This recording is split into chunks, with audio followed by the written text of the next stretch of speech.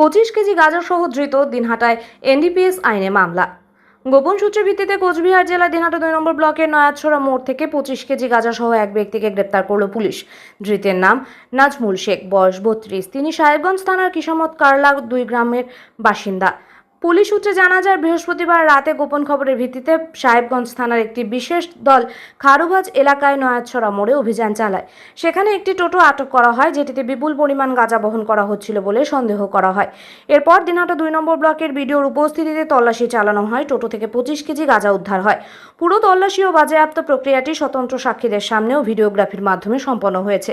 ধৃতের বিরুদ্ধে এনডিপিএস আইনের অধীনে মামলা রুজু করা হয়েছে। বর্তমানে তাকে জিজ্ঞাসাবাদ করে মাদক পাচার চক্রের সঙ্গে তার কোনো বড় সংযোগ রয়েছে কিনা তা খতিয়ে দেখছে পুলিশ। স্থানীয়দের মতে এই ধরনের ধারাবাহিক অভিযান মাদক পাচার রুখতে কার্যকর ভূমিকা রাখছে। প্রশাসনের সক্রিয় পদক্ষেপ এলাকায় মাদক বিরোধী বার্তা পৌঁছে দিচ্ছে, যা সমাজের জন্য ইতিবাচক।